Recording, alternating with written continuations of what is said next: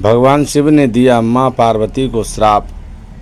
कथाओं के अनुसार भगवान शिव और माता पार्वती में अगाध प्रेम है, इसलिए इनकी जोड़ी को सबसे आदर्श जोड़ी और प्रेम का प्रतीक माना जाता है।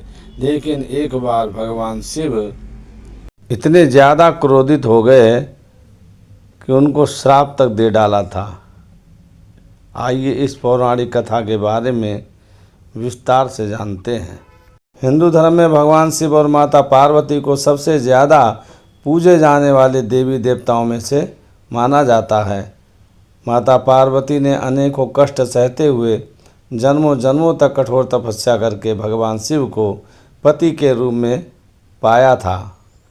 मान्यता के अनुसार अखंड सुहाग और पति की लंबी उम्र के लिए माता पार्वती का व्रत किया जाता है और माता पार्वती के साथ भगवान शिव की पूजा की जाती है। भगवान शिव और माता पार्वती की जोड़ी अगाध प्रेम का प्रतीक और आदर्श जोड़ी मानी जाती है। लेकिन एक बार भगवान शिव माता पार्वती से इतने ज़्यादा नाराज़ हो गए थे कि उन्होंने माता पार्वती को श्राप तक दे दिया था। आइए जानते हैं ये पौराणिक कथा।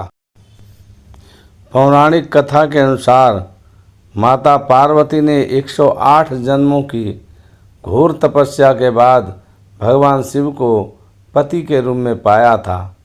माँ पार्वती का भगवान शिव के प्रति अगाध प्रेम था। एक आदर्श पत्नी की तरह माँ पार्वती भगवान शिव की सभी बातों का पालन करती थी और जब भगवान शिव कुछ बोला करते थे तो उसको पूरे ध्यान से सुनती थी। एक बार भगवान शिव माँ पार्वती को ब्रह्म ज्ञान देने के लिए सृष्टि की कथा सुना रहे थे।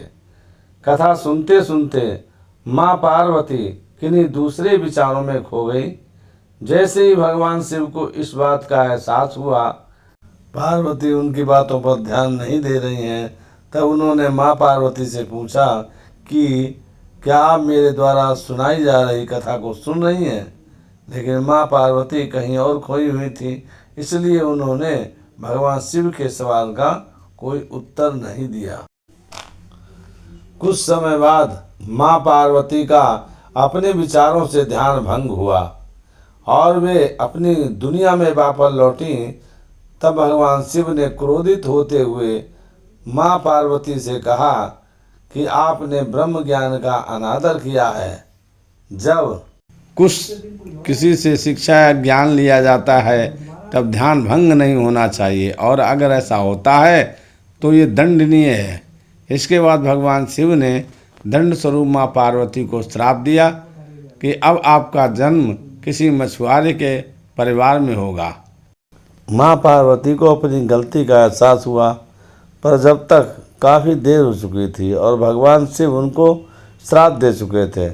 अब दुख में डूबी हुई माँ पार्वती मछुआरों के एक गांव में पहुंची। इस गांव के मुखिया की कोई संतान नहीं थी।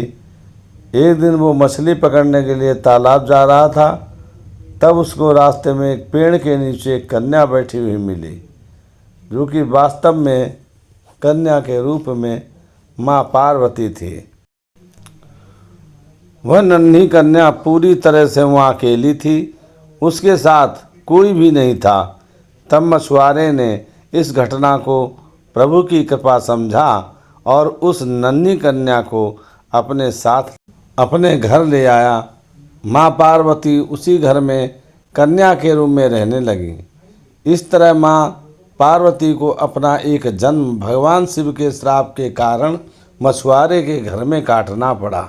इसीलिए कहते हैं कि होनी प्रबल होती है, जो सबको ही भोगनी पड़ती है। जैसे कि माता पार्वती को शिव भगवान का श्राप भोगना पड़ा, इसीलिए कहते हैं कि जो भी करो सोच समझ के करो। जब तीनों लोक की रानी माँ पार्वती को होनी झेलनी पड़ी तो आम इंसान की औकात ही क्या है। प्रेम से बोलो भगवान शिव माता पार्वती की जय हो। मित्रों, मेरे वीडियो को लाइक और सब्सक्राइब करो।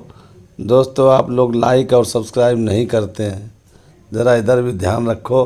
और लाइक और सब्सक्राइब भी कर दिया करो। धन्यवाद दोस्तों।